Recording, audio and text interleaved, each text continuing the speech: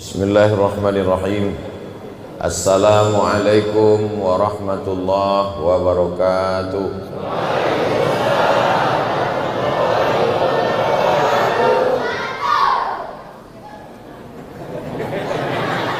Alhamdulillah. Allahumma salli ala sayyidina Muhammad ibni Abdillah wa ala alihi wa sahbihi wa man tabi'ahu wa mawalah. Allahumma faqihna fid din wa 'allimna at-ta'wil warzuqna fahmal mursalin. Allahumma iftah lana futuhal 'arifin. Wa sallallahu ala sayyidina Muhammadin wa ala alihi wa sahbihi wa man tabi'ahum ila yaumiddin. Yang sama-sama kita hormati ketua beserta seluruh pengurus Masjid Darul Ikhwan, para tamu-tamu, sahabat-sahabat Ustadz Abdul Somad, bapak-bapak, ibu-ibu, adik-adik semua, insya Allah semuanya dimuliakan Allah Subhanahu wa Ta'ala. Amin ya Rabbal Alamin. Subuh ini tadi saya tanya pengurus, temanya halal bihalal. Halal itu artinya tiga: mencairkan yang beku, mengurai yang kusut, menyambung yang putus.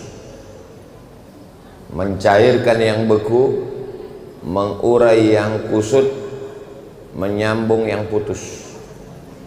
Mudah-mudahan setelah acara halal bihalal ini semua yang beku-beku cair. Salah satunya THR. Udah habis. Semua yang kusut-kusut, hubungan kusut-kusut, pikiran kusut terurai, dan semua yang putus-putus silaturahim tersambung insyaallah. Amin ya Rabbal. Ada doa yang dibacakan oleh Nabi Musa alaihissalam ketika akan menghadapi Fir'aun. Rabbi syrahli sadri wa yassirli amri wahlul 'uqdatan min lisani. Dari kata wahlul, wahlul itu halal, wahlul 'uqdatan, lepaskan ikatan-ikatan. Kita ini kalau terikat-terikat nih payah, kita maunya lepas plong. Wahlul 'uqdatan, lepaskan ikatan-ikatan min lisani. Saya bisa ngomong lepas ini karena tak ada ikatan-ikatan, tak ada sangkutan-sangkutan. Coba kalau saya ada sangkutan-sangkutan, tak berani saya ceramah menatap wajah bapak ibu, tunduk aja. Kenapa? Kebetulan depan ada yang kebetulan saya masih ada sangkutan utang. Nah, jadi itulah makanya wahlul artinya uqdatan, lepaskan dari sangkutan-sangkutan. Yang selama ini masih ada sangkutan-sangkutan, yang selama ini masih ada ikatan-ikatan, bagaimana kita bisa plong, lancar, mudah, tidak ada apa-apa yang merusak hubungan kita. Itulah mengapa kita hadir pada subuh ini, supaya tersambung silaturahim kita insyaallah. Amin ya Rabbal. Man ahabba yusata lahu fi rizqihi, siapa yang mau dilapangkan rezekinya, wa yunsa'alahu fi atharihi, dipanjangkan umurnya, falyasil rahimahu, maka hendaklah dia menyambung tali silaturahim. Di mana menyambung tali silaturahim? Menyambung tali silaturahim yang paling bagus di masjid. Nyambung tali silaturahim di hotel, tak terdengar suara azan. Subuh lewat, zuhur lewat, asar lewat, maghrib lewat, isya lewat. Ingat, malaikat maut pun lewat juga di situ. Mati dalam keadaan su'ul khatimah, cerita-cerita, ngobrol-ngobrol tak tentu arah, tak berjudul, tak bertema, tak ada moderator, sana sini semua disinggung. Maka kita fokus halal bihalal. Dibuat acaranya subuh. Man shalla subha fi jama'atin, siapa yang sholat subuh berjamaah, kana fi zimmatillah, maka dia dalam perlindungan Allah Subhanahu wa taala. Itu bukan kata saya, itu hadis Nabi, hadis sahih. Siapa yang mau dapat lindungan Allah, anaknya dilindungi Allah, suaminya dilindungi Allah, istrinya dilindungi Allah, anaknya, keluarganya dilindungi Allah. Kuncinya adalah sholat subuh berjamaah.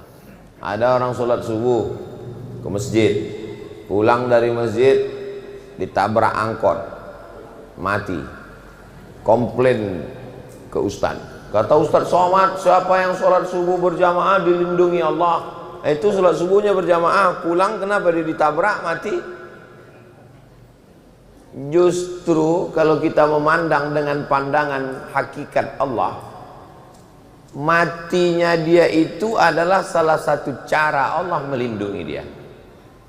Kita kan memandang sesuatu itu menurut pandangan kita. Menurut pandangan kita, orang yang dilindungi itu selamat pergi, selamat pulang. Padahal belum tentu orang yang selamat pergi, selamat pulang dilindungi. Berapa banyak orang yang badannya sehat, hartanya berlimpah, duitnya banyak, tapi belum tentu dilindungi daripada perbuatan maksiat. Sebaliknya ada orang yang dilindungi Allah, ditahan Allah rezekinya. Dengan ditahan rezeki itu sebenarnya dia sedang dilindungi Allah menurut pandangan hakikat Allah Subhanahu wa taala. Jadi kita memandang itu bukan menurut pandangan kita, menurut pandangan Allah Subhanahu wa taala. Ada orang-orang kalau dilepaskan Allah rezekinya, justru dia menjadi lalai kepada Allah. Ini kalau model-model kau ini kata Allah, rezeki tak boleh terlalu kulepas. Nanti kalau kulepas, sembahyang subuh lepas, zuhur lepas, asar lepas. Dibuat Allah rezekinya secukupnya supaya apa? Supaya dia terikat ke masjid. Ada orang-orang kalau rezekinya melimpah, dulu waktu rezekinya biasa aja 5 kali ke masjid. Subuh, zuhur, asar, maghrib, isya, tarawih, witir. Begitu dilebihkan Allah rezekinya sikit, mulai Idul Adha sama Idul Fitri aja. Idul Adha pun mau ngambil kupon kurban. Jadi yang paling indah itu hidup menurut Allah, bukan menurut kita. Kita ini hidup mengikut apa kita atau apa kata Allah? Apa kata Allah. Tapi tetap ada usaha dan ikhtiar. Jangan nanti selepas mendengar pengajian subuh ini, Bapak, aku udah ikut hakikat aja kata Ustaz Somad, tak perlu lagi ada usaha dan ikhtiar, serahkan semua pada Allah. Ya tidak bisa. Kita seperti subuh ini, ada usaha dari kita, di setel jam, bangun jam 4, terbangun, anak diajak, istri diajak, datang ke masjid, ada usaha dari kita. Setelah usaha, barulah serahkan kepada Allah. Bismillahi tawakkaltu ala Allah, la haula wala quwata illa billah. Man shalla subha fi jama'atin, siapa yang sholat subuh berjamaah, summa qa'ada yazkurullah, habis sholat subuh dia duduk, tak keluar masjid, berzikir. Kalau kebetulan tidak ada ustad, baca Quran, zikir. Kalau kebetulan ada ustad, pengajian. Hatta tatlu asyams, sampai terbit matahari. Cemana kami tahu terbit matahari Pak Ustadz? Nampak terang. Ya tapi takut juga kami waktu terang terbit itu rupanya waktu terlarang. Karena waktu terbit matahari itu waktu yang dipakai menyembah berhala Lata Uzza. Takut kami masuk waktu terlarang. Tengok maghrib. Maghrib di Batam jam 6:05. Nah, jadi kita ngaji terus, nanti sampai jam 6:05 kita sholat sunat isyraq 2 rakaat. Usolli sunnatal isyraq raka'ataini lillahi ta'ala. Sholatnya masing-masing, tidak berjamaah. Nah, nanti begitu selesai tausiah, Bapak Ibu sholat. Ketika semuanya sedang sholat, nah disitulah saya pulang. Karena kalau tidak payah saya pulang. Sholli sunnatal isyraq raka'ataini lillahi ta'ala. Syaratnya 3. Salat subuh berjamaah, duduk berzikir mengingat Allah sampai terbit matahari, salat sunat 2 rakaat. Apa balasannya? Kanat lahu ka ajri hajjatin wa umrah. Dapat pahala seperti haji dan umrah. Mudah-mudahan kita diberikan Allah kesempatan melaksanakan ini dan istiqomah insyaallah. Amin ya rabbal alamin. Ini mic ni tak bisa dihilangkan ekonya nih. Eko masjid mic pakai eko itu untuk qori. Pakai eko. Eko tu gunanya dua. Pertama untuk qori, yang kedua untuk penyanyi dangdut. Kalau ceramah tak pakai eko. Itu dia. Itu baru betul. Sampai mana tadi hilang pula bahan ceramah. Isi halal bihalal itu isinya tidak banyak. Isinya hanya 3 saja. Yang pertama isinya adalah menyambung tali silaturahim. Ma'amin muslimah ini ada 2 orang muslim yaltaqiyani berjumpa wa yatasafahani berjabat tangan, ghufira lahuma diampunkan dosa mereka berdua malam yatafarraqa sebelum berpisah. Makanya tadi saya dari mulai turun masuk ke ruang belakang, assalamualaikum Pak Haji, assalamualaikum. Ini ketua kita Pak Ustaz, assalamualaikum. Ini sesepuh kita Pak Ustaz, assalamualaikum. Kadang orang ini kalau udah salaman, 2 kali pula kita salaman Pak Ustaz. Rupanya kok 100 kali, kenapa? Bersalaman menggugurkan dosa. Tasaqat dzunubuhuma kama tasaqat awraqus syajar. Gugur dosanya macam gugurnya daun-daun pokok kayu. Banyak-banyak bersalaman. Gugur macam daun pokok kayu. Tapi yang gugur itu dosa, hutang tidak. Bagaimana dengan bersalaman dengan orang yang tidak mahram? Ditusukkan paku dari api neraka ke tapak tangan, khairun, lebih baik min antamussa yada mara'atin la tahillu lahu, daripada menyentuh tangan perempuan yang tidak mahram. Jangan sentuh tangan perempuan yang tidak mahram. Siapa aja yang mahram kita, siapa yang tidak Pak Ustadz? Saya mahram ke atas, emak, adik emak, kakak emak, kakak ayah, adik ayah, nenek ke atas. Ke bawah anak perempuan, keponakan perempuan anak saudara. Ke kanan ke kiri saudara, saudari perempuan, anak saudari perempuan, kakak perempuan, adik perempuan. Bagaimana dengan adik istri? Adik laki-laki punya istri, ipar, tidak mahram. Jadi Ustadz kan punya adik laki-laki, ya, punya istri dia, adik ipar saya. Masa Ustadz seumur-umur tak pernah salaman? Tak pernah saya bersalaman sama dia. Sejak menikah sampai anaknya sekarang sudah madrasah aliyah. Jadi yang saya ceramahkan ini, yang saya cakapkan ini saya amalkan. Banyak juga orang tahu, ipar tidak boleh katanya. Pas hari raya tengok, salaman dia sama iparnya. Pas ditanya, Ustaz kemarin di masjid kami berapi-api, Ustaz bilang tak boleh. Itu kalau ipar saya boleh. Itu namanya ceramah untuk orang, bukan untuk dia. Kita amalkan. Mudah-mudahan kita istiqomah insyaallah. Kalau Ustaz Somad itu ngomong aja nggak boleh salaman sama perempuan. Kemarin saya tengok dia ada waktu jamaah ngulurkan tangan disalaminya nenek-nenek. Udah tua, cuma seumur almarhumah emak kita. Datanglah dia ngulurkan tangan.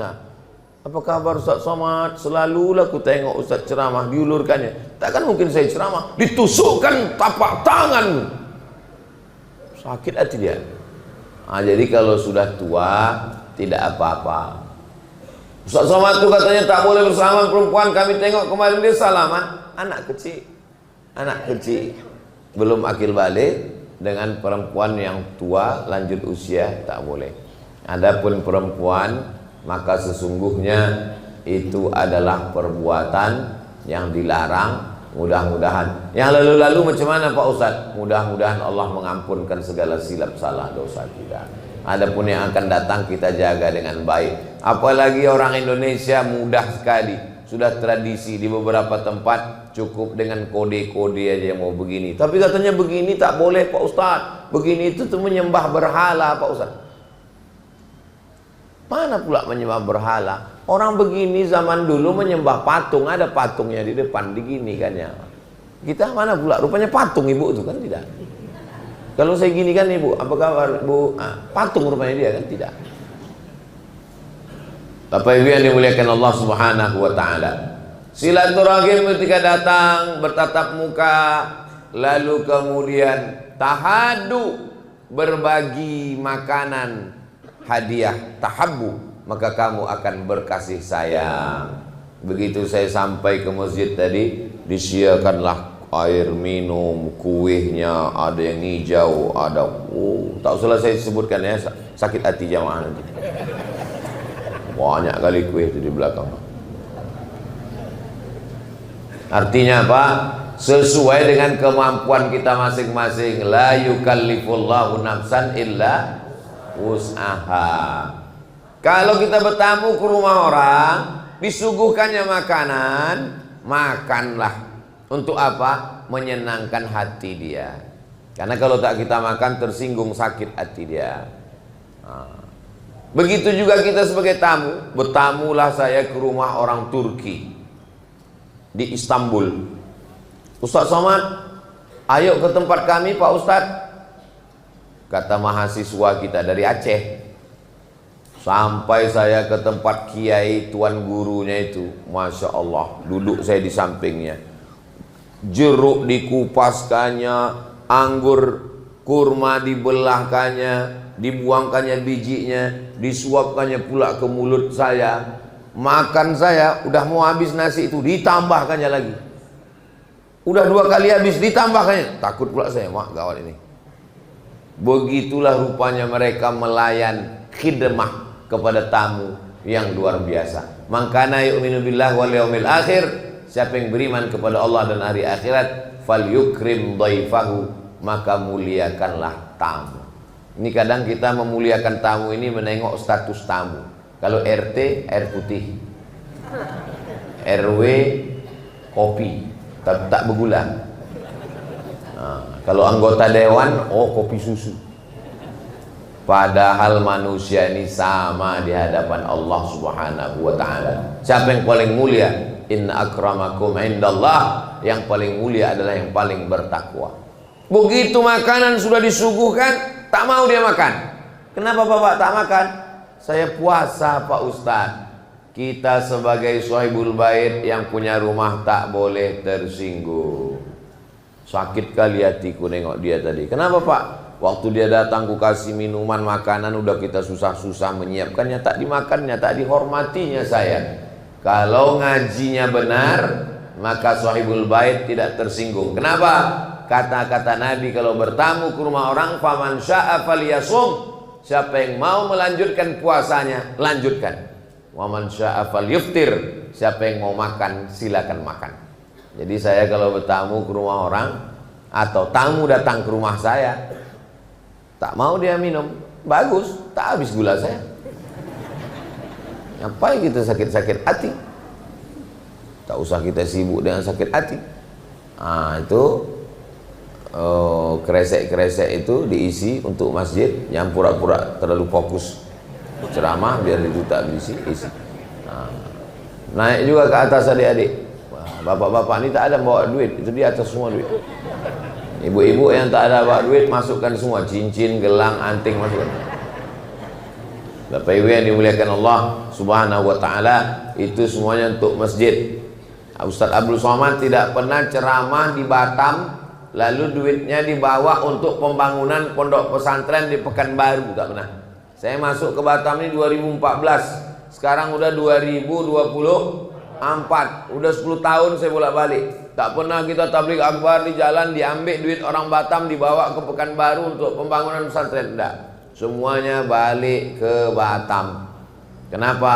Karena prinsip dakwah kita adalah beras orang Batam, duit orang Batam, baliknya juga ke fakir miskin, yatim, duafa dan Batam. Mudah-mudahan kita istiqomah dalam hal kebaikan ini insyaallah. Amin ya rabbal alamin.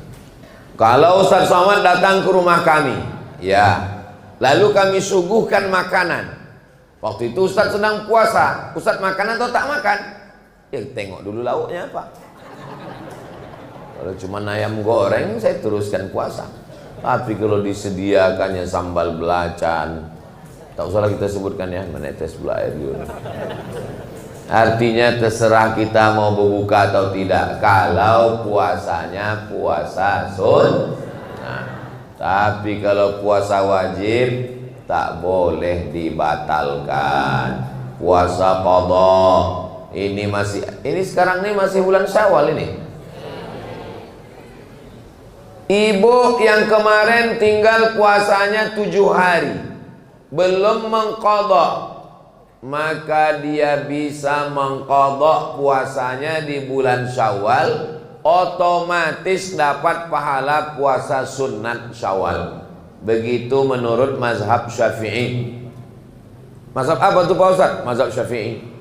Siapa ulamanya? Imam Zakaria Al-Ansari. Siapa yang mengutipnya? Syekh Atiyah Shaqar. Apa nama kitabnya? Al-Fatawa Al-Azhar. Fatwa-fatwa Al-Azhar. Jadi niatnya puasa qadha. Saya niat puasa qadha lillahi ta'ala di bulan Syawal, otomatis qadhanya lunas dan dapat pahala puasa sunat Syawal. Bagi yang belum mengqadha, mudah-mudahan. Inilah Pak Ustadz, sebetulnya saya dari kemarin-kemarin mau mengqadha nih Pak Ustadz. Kenapa tak jadi? Masih banyak kue hari raya. Nah, ini udah di ujung-ujung Syawal nih, tak ada alasan. Puasa qadha dia hari Senin. Hari ini hari Sabtu, besok hari Ahad, habis itu hari Senin. Puasa qadha dia hari Senin. Maka dapatnya 3. Qadhanya lunas, pahala puasa Seninnya dapat, pahala puasa Syawalnya dapat. Insya Allah orang yang mengqadha mati tidak meninggalkan hutang. Man mata, siapa yang mati, wa alaihi siyamun, punya utang puasa, soman waliyuhu, ahli warisnya wajib menggantikan puasanya. Jangan sampai meninggalkan hutang puasa. Hutang puasa tak bisa dibayar dengan umrah. Hutang puasa tak bisa dibayar dengan sodakoh. Hutang puasa tak bisa dibayar dengan istighfar. Man mata, siapa yang mati, wa alaihi siyamun, punya hutang puasa, soman waliyuhu, ahli warisnya wajib mengqadhakan, menggantikan puasanya. Ibu-ibu yang ada utang puasa, udah 2 kali Ustadz menyebut ibu utang puasa, ibu utang puasa, karena memang ibu-ibu pasti ada utang puasa 7 hari. Lakinya tak ada disebut, rupanya lakinya punya utang 70 hari. Bayar, jangan sampai menghadap Allah berutang. Bapak Ibu sekalian, kalau almarhum ini ada hutang, tolong datang ke ahli waris. Begitu takutnya anak-anak berutang orang tuanya, padahal hutang yang lebih wajib dibayarkan, fadainullah ahaqqu an yuqda.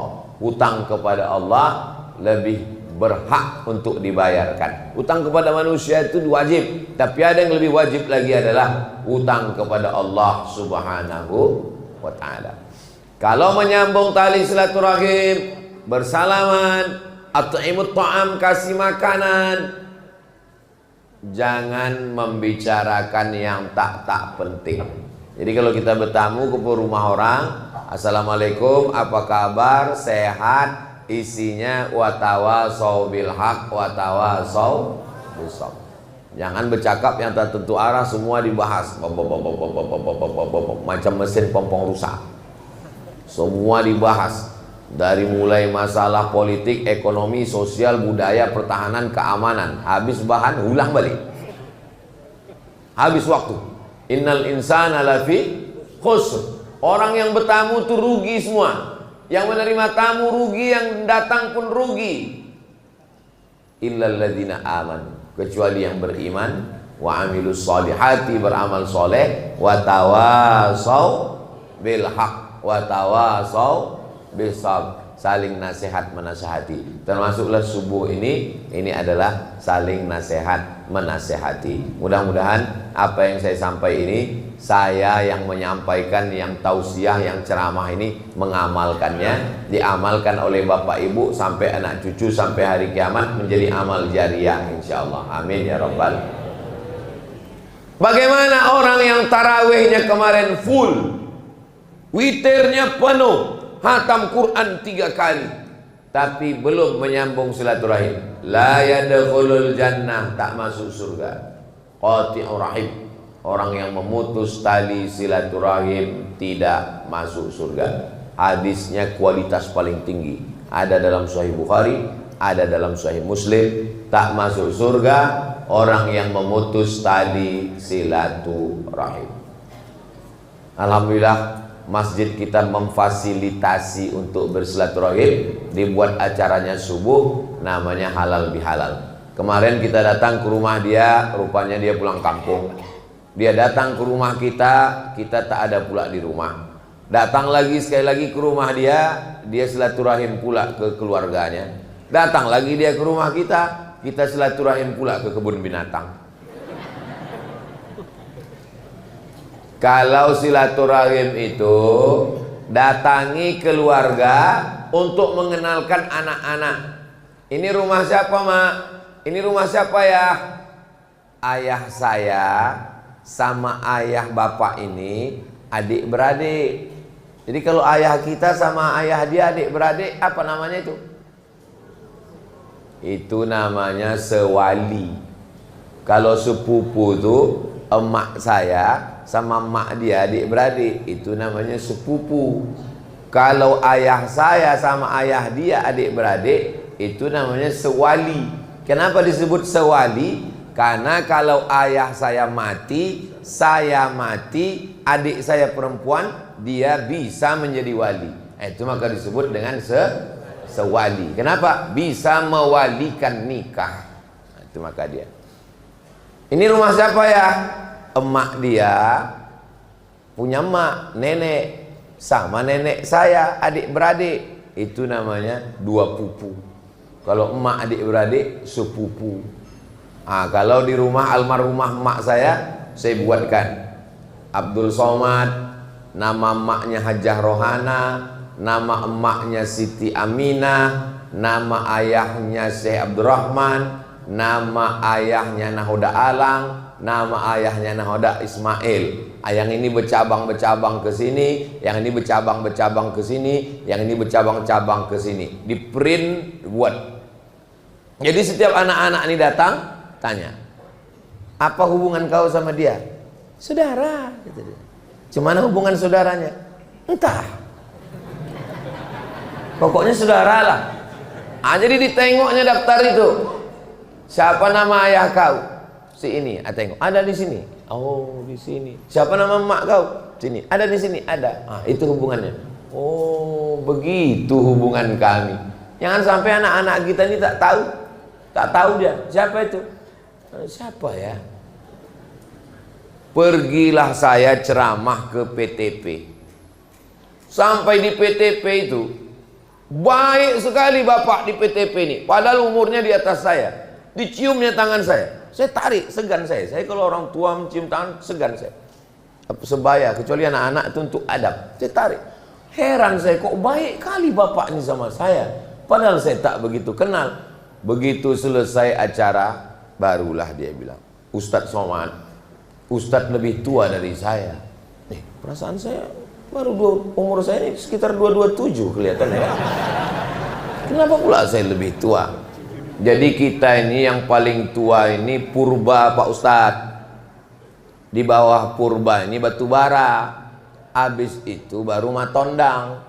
Baru anak paling kecil perempuan, hilang diculik jin katanya. Oh, patutlah dia hormat ke saya karena dia menengok nasab. Jadi mereka menghafal nasab-nasab marga itu sehingga dia menghormati. Sehingga kalau datang orang bertamu ke rumah, walaupun umurnya secara usia tahun lebih tua, tapi kalau secara marganya lebih muda, dia akan menghormati, ada respect. Itu yang sekarang tidak dipedulikan orang lagi. Tidak peduli lagi. Apalagi orang-orang tua yang tidak memperdulikan. Siapa keluarga kita? Keluarga kita kalau dia datang pakai mobil, itu keluarga kita. Kalau datang naik ojek, jangan buka pintu. Ini bukan menyambung tadi silaturahmi. Wal jari zil qurba wal jaril junubi. Wal jari zil qurba, tetangga yang punya hubungan kerabat. Tetangga ayah kita adik-beradik, tetangga atuk kita adik-beradik, tetangga moyang kita adik-beradik, itu yang paling dekat. Yang kedua, wal jaril junubi, tetangga yang tidak punya hubungan kerabat, hanya sekedar dekat rumah, itu pun juga dekat. Makanya kalau hari Ahad ada acara nikah, surat undangan bertumpuk, itu di skala prioritas. Siapa dia? Tetangga yang kerabat, ini duluan didatangi. Tetangga tidak kerabat, ini nomor 2. Kerabat agak jauh, ini nomor 3. Tetangga, ini nomor 4. Begitu. Orang sekarang tidak. Ditumpuk surat undangan, mana yang surat undangannya paling bagus, itu duluan datang. Ini PNS, ini swasta, PNS dulu. Ini pejabat dulu. Ini bukan ajaran Islam. Khalaqnakum min zakarin wa unsa. Kami ciptakan kamu dari laki-laki dan perempuan. Wa ja'alnakum syu'uban wa qabaila. Bersuku-suku, berbangsa-bangsa. Ini kita di masjid ini. Siapa yang paling mulia di antara kita ini? Bukan yang paling kaya, bukan yang pejabat. Yang paling mulia adalah inna akramakum indallahi atqakum. Yang paling mulia adalah yang paling takut kepada Allah Subhanahu wa taala. Ini kita ajarkan ke anak-anak kita. Kalau ingat alhamdulillah, tak ingat nanti videonya bisa didengarkan ulang ke anak-anak, bisa dipotong-potong melalui channel Ustadz Abdul Somad Official. Jangan lupa subscribe, like, share, and comment. Alhamdulillah subuh ini bapak-bapak, ibu-ibu membawa anak-anaknya. Tadi yang paling kuat salamnya waktu saya ucapkan salam sebelah kiri itulah.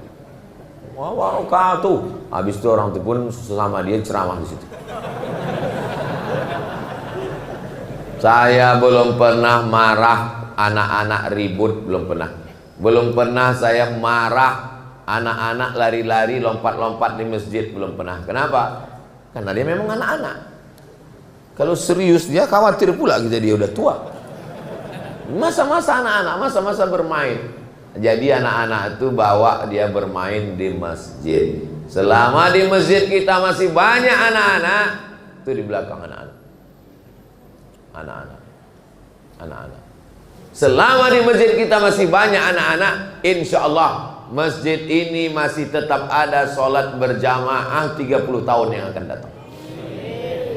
Kalau ada orang yang khawatir Batam kota metropolitan, kota bisnis, banyak pendatang, khawatir masjid akan ditinggalkan, saya tak khawatir. Kenapa? Karena masih ada anak-anak dibawa sholat, insya Allah. Tapi kalau di masjid itu sudah tak ada anak-anak, semuanya orang tua, itu yang kita khawatir. Kalau sampailah di masjid ini tak ada lagi suara anak-anak, assalamualaikum warahmatullahi wabarakatuh. Waalaikumsalam. Alamat. Tinggal masjid. Orang-orang yang udah diintai-intai malaikat maut semua yang datang. Alhamdulillah Bapak Ibu yang dimuliakan Allah Subhanahu wa taala. Poin yang pertama adalah menyambung silaturahim. Yang kedua, meminta maaf. Minta maaf kepada Allah sudah. Astaghfirullahaladzim. Doa 30 malam. Ya Rasulullah, seandainya aku jumpa dengan malam Lailatul Qadar, apa doanya? Allahumma innaka afuwun tuhibbul afwa fa'fu anni. Kalau jamaah ramai-ramai, Allahumma innaka afuwun tuhibbul afwa fa'fu anna. Allahumma ya Allah, innaka afuwun, engkau maha pemaaf, tuhibbul afwa, kau cinta kepada maaf, fa'fu anna, maafkan kami. 30 malam setiap tarawih. Al-Khalifatul Awwal Sayyiduna Abu Bakrin As-Siddiq radhiyallahu an. Habis 4 rakaat imam berdoa, Allahumma innaka afuwun tuhibbul afwa fa'fu anna. Allahumma innaka afuwun tuhibbul afwa fa'fu anna. Allahumma innaka afuwun tuhibbul afwa fa'fu anna. Sampai hafal anak-anak itu. Sampai dia ke rumah bertanya, ya, tadi imam tuh kenapa di doa itu diulangnya terus? Memang dari ayah kecil memang udah gitu. Artinya ya, doa itu tak penting kali. Artinya yang penting hati kita khusyuk. Jangan kau banyak-banyak tanya, ini anak-anak Bani Israel yang gini nih gitu. Padahal doa itu adalah doa yang diajarkan Nabi kepada Sayyidatuna Aisyah. Maka boleh dibaca di luar Ramadan Pak Ustaz? Boleh, tak ada terikat dengan Ramadan tarawih. Saya baca itu. Allahumma innaka afuwun tuhibbul afwa fa'fu anna. Tapi kepada tetangga, kepada kawan tak bisa. Menangis tahajud malam, ya Allah ampunkan salahku kepada tetanggaku, bisa? Mana bisa? Saya Pak Ustadz pernah datang ke rumahnya, Assalamualaikum, bukan dibukakannya pintu Pak Ustadz, anjing herdernya dilepaskannya. Masalah dia memaafkan atau tidak memaafkan, masalah dia mengamuk melemparkan panci periuk belanga, itu bukan urusan. Yang penting kita punya niat baik, datang mau minta maaf. Kau sudah minta maaf? Saya tidak mau minta maaf, karena saya sudah buka Quran dari surat Al-Fatihah sampai surat An-Nas, tidak ada satupun ayat yang menyuruh minta maaf. Orang zaman dulu kalau tak mau aja. Orang sekarang tak mau pakai dalil pula.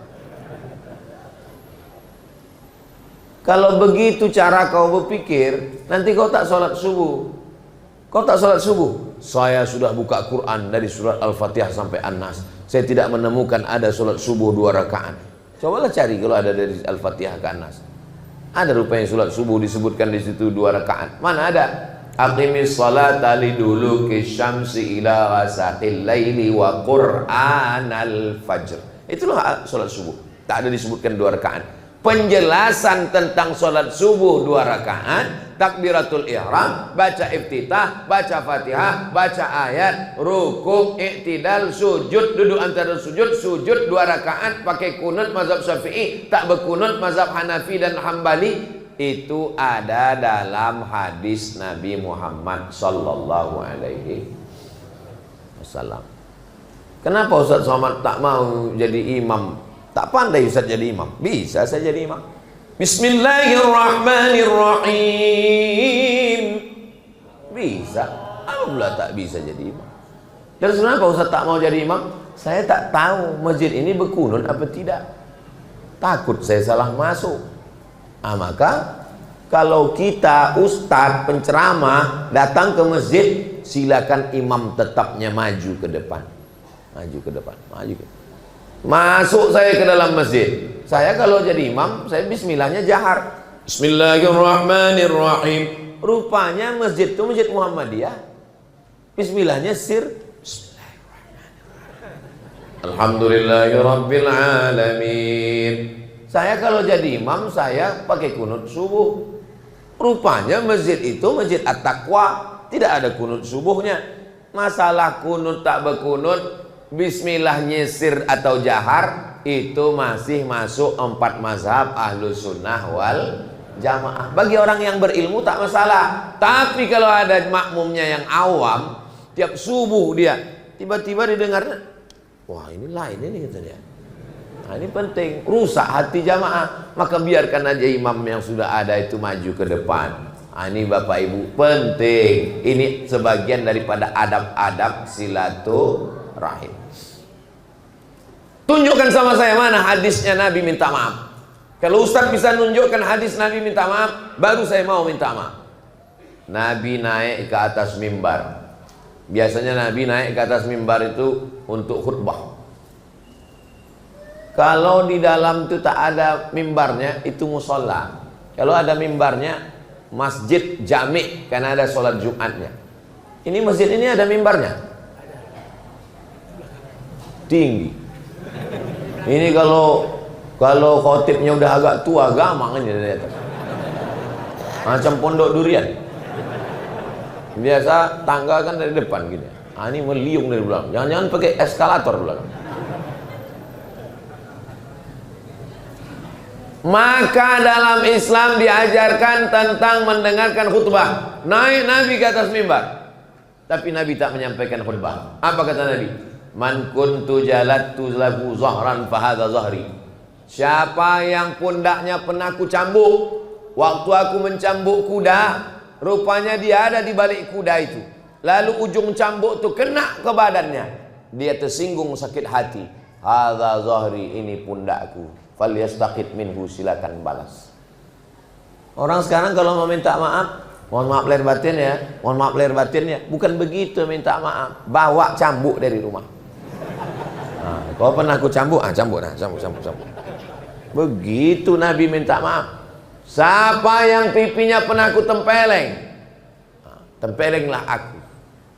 Begitu cara minta maaf. Ini sekarang orang mentang-mentang dia pejabat, mentang-mentang dia direktur, mentang-mentang dia orang hebat, mentang-mentang dia orang tua, mentang-mentang senior, tak ada dari mulutnya sedikit pun minta maaf. Kalau saya, tetap saya ucapkan saya minta maaf. Kapan Ustaz minta maaf? Saya minta maaf tidak menunggu Idul Fitri. Setiap tausiah minta maaf. Biasanya udah akhir-akhir mau selesai minta maaf. Demikianlah tausiah ini saya sampaikan. Kalau ada kata-kata tidak, belum lagi. Kenapa? Karena nanti di padang mahsyar berkumpul semua umat Nabi Muhammad sallallahu alaihi wasallam. Sedangkan di Batam ini aja payah kita jumpa, apalagi di padang mahsyar. Di padang panjang aja payah jumpa, apalagi di padang mahsyar. Di padang bola aja belum tentu jumpa, apalagi di padang mahsyar. Maka di dunia inilah kita minta maaf. Tak bisa pulang kampung Pak Ustaz. Kami kerja di Batam, duit tak cukup Pak Ustaz. Video call.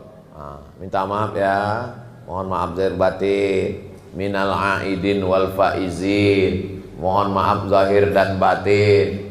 Itu adalah usaha. Lalu kemudian Nabi SAW menunjuk dadanya. Apa kata Nabi? Man kuntu syatamtu lahu irdan. Siapa yang pernah kucaci maki, sumpah serapah, tersinggung dengan kata-kataku, hadza irdi, ini harga diri Muhammad, falyastaqit minhu, silakan balas. Ternyata kesalahan kita ini dua. Yang pertama zahir, yang kedua batin. Habis saya bersalaman dengan bapak, habis itu saya pergi. Assalamualaikum Pak Haji, kita jumpa lagi ya. Assalamualaikum, saya pergi. Waktu saya pergi itu apa yang nampak? Pundak. Pundak ini bahasa Arabnya zahir. Waktu saya pergi itu apa yang tak nampak? Perut. Perut itu bahasa Arabnya batin. Maka kita maaf pada yang nampak dan yang tak nampak. Mohon maaf zahir dan batin. Itu asal kalimatnya. Tapi Pak Ustadz kita selalu menyebutnya lahir, zahir. Kenapa ya dia menyebut zahir, lahir itu. Mohon maaf zahir yang nampak, batin yang tak nampak. Ada satu lagi yang ketiga. Nabi SAW bertanya, siapa di antara kalian yang pernah kupinjam duitnya dan belum kubayar? Jadi minta maaf itu tiga. Pernah kau kucambuk? Balas. Pernah cakap ku kasar? Balas. Ada duit kau kupinjam? Itu belum bisa kubayar. Walaupun mati syahid, kalau punya hutang piutang tak dapat ditebus dengan mati syahid. Apalagi mati konyol, diabetes, asam urat, asam lambung. Maka jangan sampai kita terikat dengan hutang piutang. Saya mudah-mudahan Bapak Ibu yang ada hutang piutang ditolong Allah lunas hutang piutang. Mak banyak juga yang berhutang. Saya berfoto di pintu rumah orang. Di atasnya ada tulisan, meminjamkan uang menambah musuh. Saya berfoto di atas, habis itu saya posting di Instagram Ustadz Abdul Somad yang followernya 9 juta itu. Maksudnya yang belum follow lah. Begitu saya posting, langsung di komen, betul. Rupanya setuju semua, banyak korban kena prank. Meminjamkan uang menambah musuh. Betul Bapak Ibu? Oh, banyak juga korbannya di sini. Makanya kalau kita tak sanggup, Datang orang minjam, bilang sama dia, aku kalau meminjami kau 10 juta, duitku tak ada. Kalau meminjami kau 1 juta, anakku pun mau bayar uang sekolah. Ini kau ambil 100.000, tak usahlah kau balikkan lagi. Kalau kebetulan ada 100, kalau tak ada ya 10.000. Kalau tak ada ya duit parkir 2.000 kasih. Daripada kita kasih sakit hati, lebih banyak pula lagi duit minyak menagihnya daripada duit yang ditagih. Betul Bu? Wah, banyak orang ini kena rupanya. Makanya ayat yang paling panjang dalam Al-Quran, 1 halaman full penuh. Bukan ayat tentang puasa Ramadan walaupun puasa sebulan. Bukan ayat tentang haji walaupun haji pergi sebulan ke Makkah. Tapi ayat yang paling panjang adalah ayat tentang hutang. Hutang tak selesai dengan minta maaf. Hutang mesti dibayar. Pisang emas bawa berlayar, masak sebiji dalam peti, hutang emas dapat dibayar. Hutang budi dibawa. Jangan sampai terhutang budi. Bapak Ibu yang dimuliakan Allah Subhanahu wa taala. Ketika Nabi mengatakan balaslah siapa yang pernah kena cambuk, tak ada sahabat minta balas. Balaslah siapa yang pernah tersinggung, tak ada sahabat minta balas. Tapi waktu Nabi mengatakan siapa yang ada kupinjam duitnya, sahabat Nabi minta balas, minta bayar. Innalaka alayya salasa darahim. Engkau punya utang 3 dirham. Duit zaman Nabi tak ada duit kertas.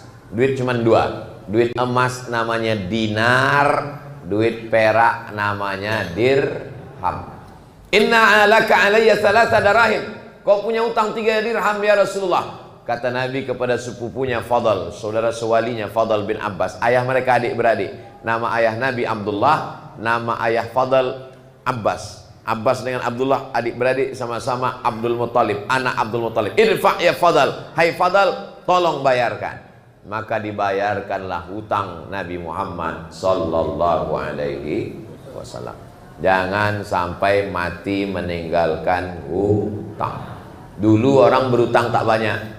Itu mengapa orang yang berutang zaman dulu ditolong dibayarkan dengan zakat. Ada 1 asnaf zakat untuk orang yang berutang.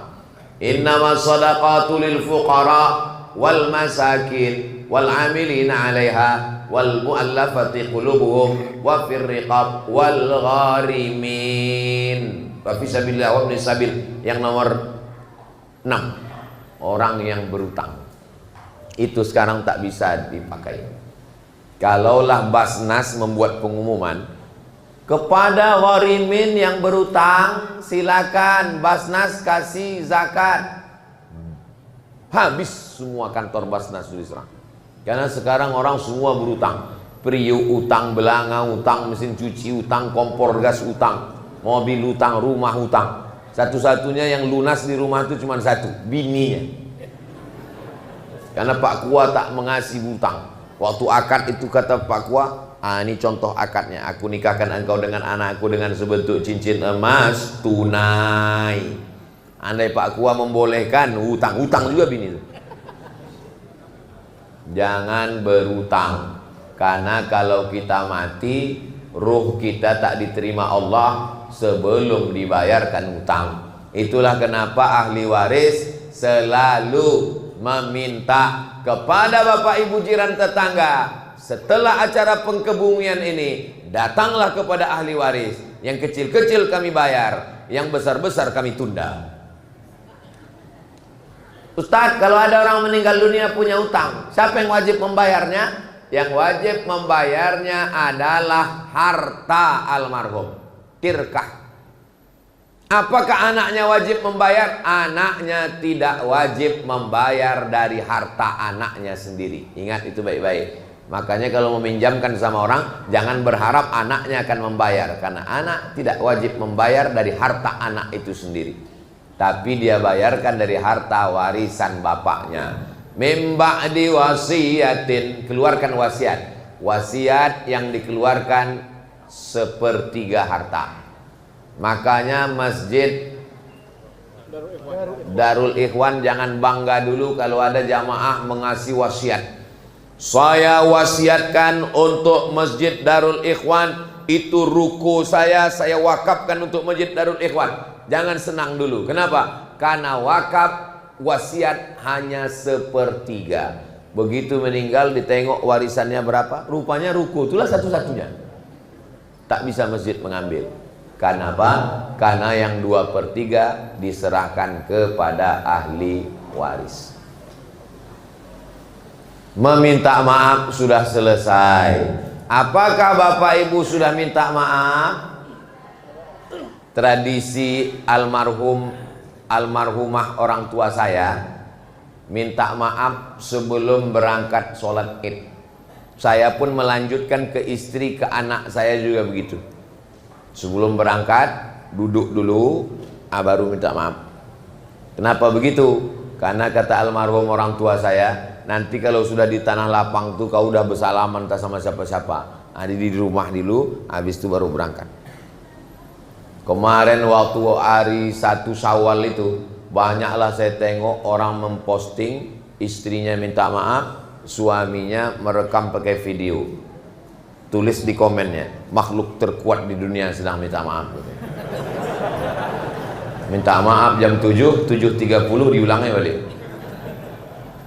Insya Allah dosa ibu semua sudah diampunkan Allah dan dimaafkan suaminya semua, insya Allah. Cemana lah suaminya tak mau maafkan? Caranya minta maaf pun spesial. Kau maafkan bang, kalau tidak awas. Iyalah kata suami. Suaminya pula termasuk anggota Persatuan Laki Takut Bini. Mudah-mudahan Bapak Ibu semua keluarganya sakinah mawaddah warahmah. Anak keturunannya soleh dan solihah. Silaturahim sudah, minta maaf sudah. Sekarang yang bagian yang ketiga yang terakhir, memaafkan. Apa arti maaf itu Pak Ustadz? Maaf dari bahasa Arab. Afa, ya'fu, afwan, ma'fun. Afin. Artinya menghapus sampai tak ada bekasnya sama sekali. Itu arti maaf. Kita mau menempel kipas angin di dinding. Waktu dipaku pecah dindingnya. Ambil dempul, tempel, nampak bekas dempul. Beli cat, cat lagi, nampak bekas cat. Cari cat yang baru sampai warnanya sama macam dinding, tiang. Sampai tak berbekas sama sekali. Itu namanya maaf. Berjalan kita di pantai, di Batam. Ada bekas tapak kaki. Lalu kemudian datang ombak memukul pasir. Sampai tak ada bekasnya sama sekali. Itu namanya maaf. Kau sudah maafkan dia? Udah Pak Ustadz. Kau udah salaman sama dia? Sampai mati aku tak mau Pak Ustadz. Itu bukan maaf namanya. Itu namanya dendam kesuman. Mudah-mudahan Allah memberikan maaf kita insya Allah. Telinganya digunting, hidungnya dipotong, jantungnya disobek, dadanya dikoyak, diambil jantungnya dikunyah. Nama laki-laki yang meninggal hidungnya digunting, telinganya dipotong, ditusuk jadi buah rantai, jantungnya dirobek, dikoyak, dadanya dikunyah. Nama laki-laki itu adalah Hamzah bin Abdul Muttalib.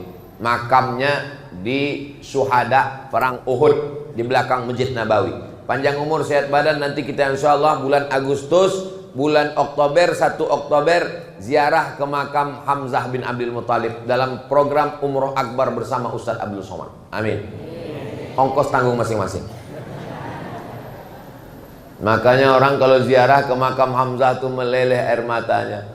Assalamualaikum ya ahlal diyar minal mu'minin. Kenapa? Membayangkan telinga Hamzah digunting, hidungnya dipotong, dimutilasi, dicucuk telinganya, dijadikan buah rantai, dadanya disobek, jantungnya dikunyah. Yang mengunyah jantung Hamzah itu namanya Hindun. Mohon maaf kalau kebetulan ada nama Bu Hindun hadir. Yang menggunting telinga Hamzah, hidung Hamzah, mencucuk tulang belakang Hamzah pakai tombak itu laki-laki namanya Wahsy. Kejadiannya tahun ketiga Hijrah. Hari berganti, musim berubah, tahun ke-4, tahun ke-5, tahun ke-6, tahun ke-7, tahun ke-8. 5 tahun setelah peristiwa itu, tahun ke-8, Nabi membawa 10.000 pasukan. Kira-kira kita ini ada 10.000 ini? Nabi yang bilang lebih bohong. Nabi membawa 10.000 pasukan dari kota Madinah menuju kota Makkah. Semua penduduk Makkah ketakutan. Kata orang Makkah, matilah kita. Habislah telinga kita ini dipotong Muhammad. Habislah hidung kita ini digunting Muhammad. Habislah jantung kita ini disobek di kunyah Muhammad sallallahu alaihi wasallam. Rupanya begitu sampai di kota Makkah, tak ada satupun hidung yang dipotong, tak ada satupun telinga yang digunting. Semuanya dimaafkan Nabi Muhammad sallallahu alaihi wasallam. Kira-kira nih, Bapak punya pakcik, hidung pakcik itu digunting, dipotong orang. Bapak datang membawa 10.000 pasukan. Bisa Bapak maafkan? Kalau saya lah digitukan orang, pakcik saya digunting orang, dipotong orang, dikunyah orang jantungnya. Habis itu datang saya membawa 10.000 pasukan. Memang tak saya gunting, saya iris halus-halus. Habis itu siramkan asam sama cabai belacan. Baru tahu dia, Nabi Muhammad tak ada membalas sama sekali.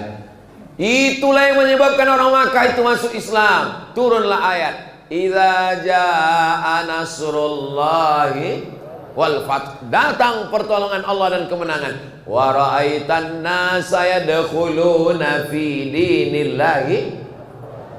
Bersyahadatlah semua orang Makkah, asyhadu an la ilaha illallah wa asyhadu anna Muhammadan Rasulullah. Kemana si Wahsy? Kemana si Wahsy yang menggunting, memotong? Rupanya dia lari tunggang langgang lintang pukang ke Taif, 100 km dari kota Makkah. Lari dia, takut dia dipotong telinga. Setelah Nabi Muhammad pulang ke Madinah, baru dia pulang. Disangkanya orang Makkah udah tak bertelinga lagi semua.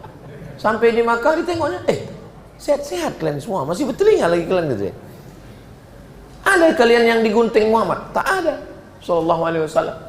Akhirnya Wahsy masuk Islam, datang dia ke kota Madinah menjumpai Nabi, mau minta maaf. Sampai di Madinah dijumpainya Nabi, Nabi bertanya, "Anta Wahsy? Kau Wahsy?" "Naam, ya aku Wahsy." "Qatalta Hamzah? Kau yang sesudah membunuh Hamzah?" "Ya." Nabi memegang dadanya, menguatkan imannya, la ilaha illallah Muhammadur Rasulullah sallallahu alaihi wasallam. Apa kata Nabi kepada Wahsy? "Aghib wajhaka anni." Wahai Wahsy, tolong kau palingkan wajahmu dariku. Banyak komentar ulama tentang ucapan palingkan wajahmu dariku. Ada yang mengatakan Nabi dendam. Nauzubillah, Nabi tidak dendam. Lalu kenapa Nabi menyuruh Wahsy memalingkan wajahnya? Karena menengok wajah Wahsy, sedih hati Nabi, terbayang wajah pakciknya Sayyidina Hamzah bin Abdul Muttalib. Salat Nabi dengan salat kita sama, Quran Nabi dengan Quran kita sama, tarawih Nabi dengan tarawih kita sama. Yang bedanya apa? Memaafkan orang lain. Kalau ditengok dari tatapan wajah bapak-bapak ibu ini semua, ini adalah wajah-wajah yang nggak tahu juga ya, entah maafkan. Doakan supaya Ustaz Abdul Somad yang ceramah ini bisa memaafkan orang lain. Itu kan Nabi Pak Ustadz. Kita ini bukan Nabi Pak Ustadz. Iyalah yang Ustadz cakapkan tadi itu kan Nabi. 1000 dalil disampaikan Ustadz. Kalau orang tak mau mengamalkan, 1001 dalil. 1001 dalil disampaikan Ustadz. Kalau orang tak mau mengamalkan, dia akan pakai 1002 dalih. Tapi kalau dia mau mengamalkan, ada orang Indonesia yang bisa memaafkan Pak Ustaz. Ada. Dimasukkan ke penjara, disiksa, disetrum, dicaci, dimaki, dihina, masuk ke dalam penjara. Sampai akhirnya rezim tumbang, keluar dia dari penjara. Haji Abdul Malik Karim Amrullah. Kalau mau lengkapnya, baca buku tulisan anaknya namanya Irfan Hamka. Judul bukunya Ayah. Masih ada buku itu Pak Ustadz? Masih ada, dicetak Republika. Oh, Ustadz iklan buku, saya tak ada dapat royalti dari situ. Tapi saya suka buku tuh, saya beli, saya baca. Masya Allah, bisa dia memaafkan orang lain. Dia sedang duduk di rumah sama anak, istri, sama cucu-cucu. Datang tamu. Assalamualaikum. Waalaikumsalam. Ini ada surat wasiat Buya. Apa isinya? Nanti kalau aku mati, tolong yang jadi imam solatku, solat jenazah adalah Haji Abdul Malik Karim Amrullah. Saya waktu membaca itu menetes air mata saya. Sanggup pula Buya Hamka menyolatkan jenazah orang yang sudah memenjarakan dia. Allahu Akbar. Kalau saya tak sanggup saya itu. Lalu datanglah orang membawa surat, Ustadz tolong solatkan orang ini jenazah yang udah mencaci maki, menyumpah serapah. Carilah Ustadz lain pula. Tak sanggup aku. Karena kalau saya tetap juga memaksakan sholat jenazah dia, mungkin doanya tetap sama, Allah maghfirlahu, cuman bunyinya lain, Allah maghfirlahu. Kenapa? Karena hati kita, patutlah Buya Hamka itu namanya harum semerbak. Kenapa? Karena maafnya. Tapi jangan bayangkan Buya Hamka itu orangnya letoy, loyo. Buya Hamka itu orangnya tegas. Buya Hamka itu pemarah Pak Ustadz. Oh, kalau tepat pada pengamuk juga dia. Waktu dia naik kapal laut, belum ada pesawat, naik kapal laut pergi ke Makkah, sampai di pelabuhan Teluk Bayur dari Jakarta, ada orang yang melarang tak boleh sholat berjamaah di kapal. Datang orang melapor, Buya, kita tak boleh sholat berjamaah di kapal. Itu orang tuh marah. Datang Buya Hamka, dijumpainya. Mana orang yang melarang sholat berjamaah di kapal ini? Apa ang kurang aja, mak ang kurang aja, datuk nini ang kurang aja, Buya Hamka. Coba baca dalam buku Ayah ditulis oleh Irfan Hamka. Jadi Buya Hamka itu juga orangnya luar biasa. Tapi kalau dalam masalah memaafkan orang lain, marah ulama-ulama se-Indonesia. Kenapa Buya memaafkan orang ini? Dia sudah memenjarakan. Ini orang. Apa kata Buya Hamka? Kalau tak dipenjarakannya saya, tak jadi tafsir Al-Azhar. Tafsir Al-Azhar itu ditulis oleh Buya Hamka di dalam penjara. Orang menyangka kalau dia dipenjarakan dia akan stres, kalau dipenjarakan dia akan depresi, kalau dipenjarakan dia akan bunuh diri, kalau dipenjarakan dia akan suntuk. Ternyata di penjara dia bisa menulis tafsir. Kita yang di luar penjara nih, apa pun tak bisa ditulis. Kenapa? Karena hati dan pikiran kita terpenjara. Buya Hamka badannya bisa kau penjara, tapi hatinya terbang cakrawala menembus awan. Inilah hebatnya masjid ini. Bisa pula kita menengok awan langsung dari sini.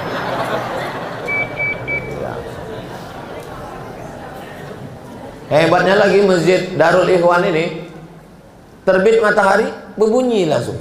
Tit-tit kan. Nah, itu menunjukkan waktu sudah habis. Kalau Tuhan suka menyanyi, jangan pula menyanyikan sayur kubis. Kalau udah ada keluar bunyi, itu tanda waktu sudah habis. Ala hazihin niyah wa kulli niyatin salihah. Al-Fatihah. A'udzubillahi minasyaitonir rajim. Bismillahirrahmanirrahim. Alhamdulillahirabbil alamin.